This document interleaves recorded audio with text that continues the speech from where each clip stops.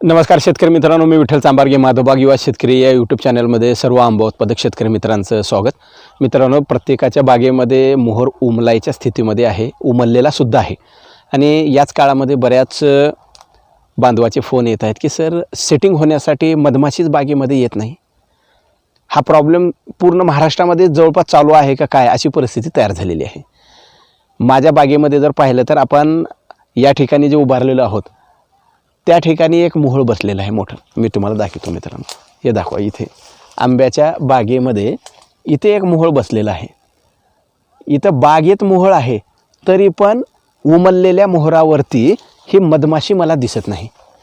जर याच्या कारणाकडे जर आपण गेलं तर मला असं वाटतं की ही जी थंडी आहे, या थंडीमुळे मधमाशी हे थोडंसं ॲक्टिव्ह न राहता पोळ्यावरच राहत आहे.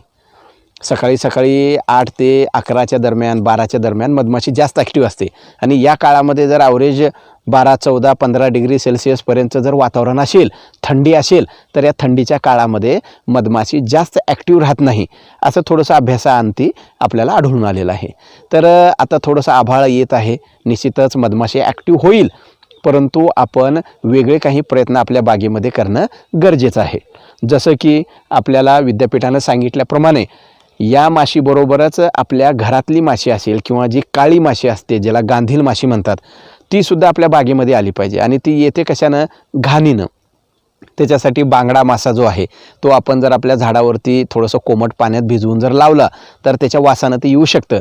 किंवा मी दुसरा एक प्रयोग केला होता की जे माशी विकणारे लोक राहतात त्यांच्याकडे जे माशाचं वेस्ट असतं ते पण काही बॉक्समध्ये भरून मी माझ्या झाडामध्ये ठेवणार आहे. आणि गेल्या वर्षी ठेवल्यानंतर बऱ्यापैकी काळी माशी आली होती. तोच प्रयोग मी यावर्षी पण परत करणार आहे. काही जण गूळ जे आहे, गूळ विलायची आपल्या बागेमध्ये शिजवण्याचाही उपक्रम करतात किंवा गुळाची फवारणी पण आपल्या बागेमध्ये करतात. ते थोडीशी माहिती घेऊन तुम्ही केलं पाहिजे, कारण ते मी केलं नसल्यामुळे तुम्हाला खात्रीनं करा असं सांगणार नाही.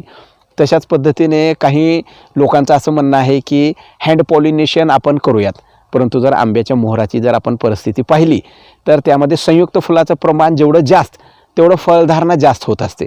त्याच्यासाठी संयुक्त फुलांना आपण हाताने पॉलिनेशन करू शकत नाही. ते म्हणजे एखाद्या झाडावरती आपण प्रयोग करू शकतो, परंतु मोठ्या स्तरावर बागायती क्षेत्रामध्ये ते म्हणजे आपल्याला निश्चितच परवडणाऱ्यासारखं नाही.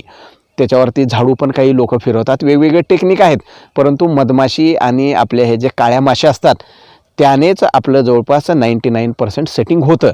त्यासाठी त्या वाढवण्याकडे आपण थोडंसं प्रयत्न करायचा आहे. आपल्या बागेमध्ये जर गुळाचा जर एखादा पाणी करून ते जर आपल्या गोणपाटामध्ये भिजवून आपण जर ठेवलं तर तिथेसुद्धा मधमाशा वगैरे येतात.